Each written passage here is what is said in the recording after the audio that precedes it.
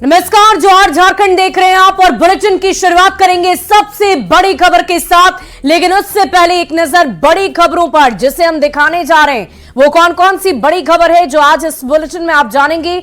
नए साल की शुरुआत सियासी उबाल के साथ हुई है और सरफराज के इस्तीफे के बाद अब सियासत काफी गर्मा गई है। कांग्रेस ने नए प्रभारी गुलाम अहमद मीर आज से वो झारखंड दौरे पर हैं।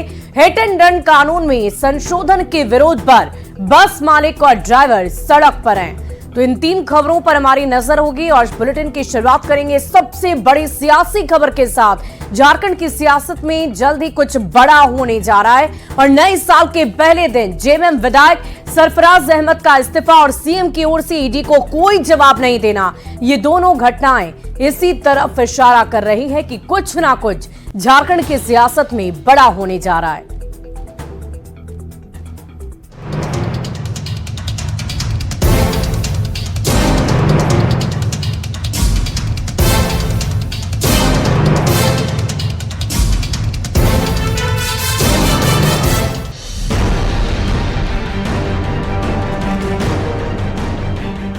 नए साल के पहले ही दिन गांडे के जेएमएम विधायक सरफराज अहमद के इस्तीफे ने झारखंड में सियासी हलचल कुछ ज्यादा ही बढ़ा दी।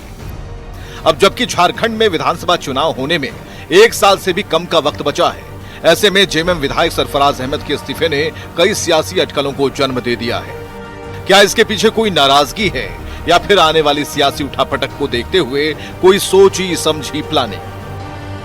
मुख्य विपक्षी दल बीजेपी का कुछ ऐसा ही कहना है। मुख्यमंत्री जी को शायद एहसास हो गया है कि 70,000 करोड़ का जो घपला घोटाला उनकी सरकार में हो गया, उसका जो है कयामत की रात वो आ गई है। जजमेंट डे आ गया और मुख्यमंत्री जी वैकल्पिक व्यवस्था करने में लगे हैं, ऐसा हमें लगता है। लेकिन ये कितनी शर्मनाक बात है कि मुख्यमंत्री जी अगर ऐसा कर रहे हैं जैसी खबरें आ रही हैं, तो उन्हें क्या अभी भी अपने जेएमएम के किसी भी विधायक पर विश्वास नहीं, अपने किसी कार्यकर्ता पर विश्वास नहीं कि फिर से किसी सोरेन टाइटल वाले व्यक्ति को ये अपनी जगह बैठाने की कोशिश कर रहे हैं। ईडी की ओर से सीएम को जारी 7वें समन की समय सीमा समाप्त हो गई है। इसमें ईडी ने पीएमएलए की धारा 50 के तहत पूछताछ के लिए समय और तारीख बताने को कहा था, पर अब जबकि सीएम ने कोई जवाब नहीं दिया है, तो ईडी की संभावित कार्रवाई को देखते हुए सत्ता पक्ष की ओर से भविष्य की प्लानिंग की जा रही है। अटकलें लगाई जा रही है कि विपरीत हालात में मुख्यमंत्री हेमंत सोरेन पत्नी कल्पना सोरेन को गद्दी सौंप सकते हैं। ऐसे समय में गांडे जैसी आदिवासी और मुस्लिम बहुल सीट से उन्हें चुनावी मैदान में उतारा जा सकता है। जेएमएम विधायक सरफराज अहमद का इस्तीफा इसी प्लानिंग का हिस्सा हो सकता है, पर सत्ता पक्ष अभी पत्ते खोलने को तैयार नहीं है। अभी खाली हुआ है, उन्होंने इस्तीफा दिया है विधानसभा से, इसका नोटिफिकेशन निकला है। मैंने इसीलिए कहा कि जो भी परिस्थिति बनेगी पार्टी उस पर निर्णय लेगी। हमें नहीं लगता कहीं इतनी बात होने की जरूरत है या उनको कुछ कहने की जरूरत है। उन्होंने जो भी फैसला लिया होगा, हम गठबंधन के साथी हैं, हम समझते हैं कुछ अच्छा ही राज्य के हित में ही लिया होगा। बहरहाल ईडी के अगले कदम से पहले जेएमएम विधायक के इस्तीफे ने झारखंड में सियासी हलचल बढ़ा दी है। इसके साथ ही आने वाले दिनों में झारखंड की राजनीति में होने वाली संभावित उठापटक का संकेत भी दे दिया है। Bureau report, news 18। और झारखंड की सियासत में एक बार फिर कल्पना सोरेन के नाम की चर्चा जोर शोर से की जा रही है। ईडी के 7वें समन की समय सीमा गुजरने और संभावित कार्रवाई को देखते हुए कल्पना सोरेन को झारखंड का मुख्यमंत्री बनाने की चर्चा जोरों पर है। कल्पना सोरेन झारखंड के मुख्यमंत्री हेमंत सोरेन की पत्नी है। 7 फरवरी 2006 में उनकी शादी हुई थी।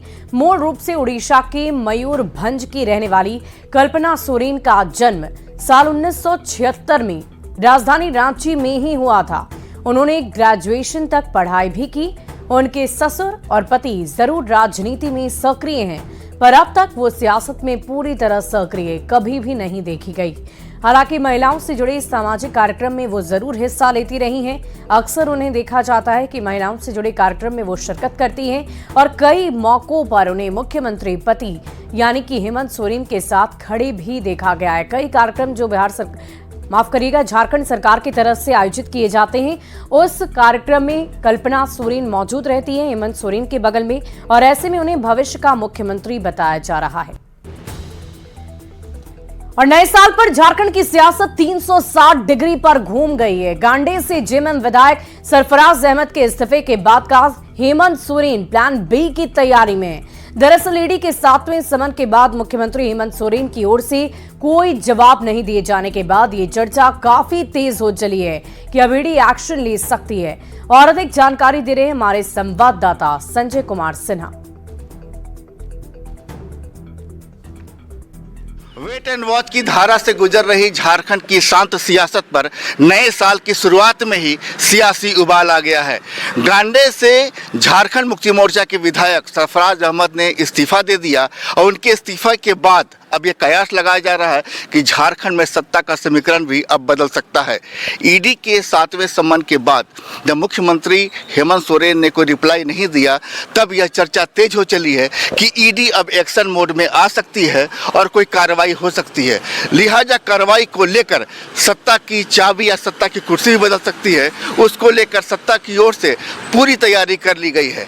गांडे की सीट खाली करा ली गई है कि अगर विपरीत हालात में मुख्यमंत्री हेमंत सोरेन इस्तीफा देते हैं तो वैसी स्थिति में सत्ता की चाबी उनकी पत्नी कल्पना सोरेन को सौंपी जा सकती है। लिहाजा अब झारखंड में, खासकर राजधानी रांची में एक त्रिकोण हो चला है। वो त्रिकोण ईडी की शक्ति यानी ईडी कार्यालय से मुख्यमंत्री आवास पहुंचता है, जहां से कोई फैसला कभी भी आ सकता है, और एक तीसरा त्रिकोण जो आखिरी का है वो राजभवन पर जाकर ठहरता है। संजय कुमार सिन्हा, न्यूज़ 18, रांची। और चलिए अब गांडे सीट के सियासी गणित को जान लीजिए। गांडे सीट आदिवासी और मुस्लिम बहुल सीट रहा है। गांडे सीट जेएमएम के लिए सेफ सीट माना जाता रहा है। जेएमएम को गांडे सीट से 1-2 बार नहीं बल्कि 5 दफा जीत मिल चुकी है। गांडे सीट गैर आरक्षित सीट है।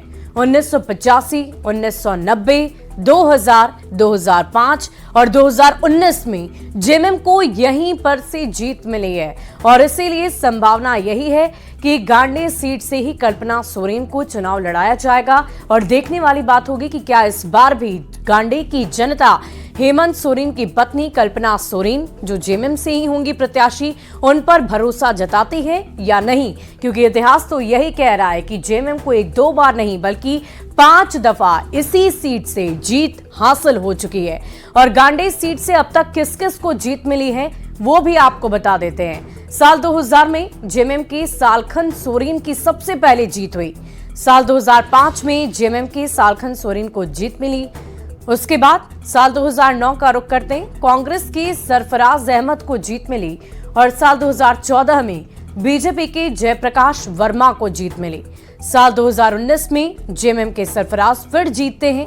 तो यानी कि जेएमएम का इतिहास रहा है कि इस सीट पर लगातार उनकी जीत होती आई है। 2024 में पहले दिन से ही सियासी बवाल क्यों शुरू हो गया, ये सवाल हम करेंगे, क्योंकि बार बार इस बात को लेकर चर्चा हो रही है कि आखिर अचानक से ही विधायक जी का इस्तीफा क्यों आ जाता है।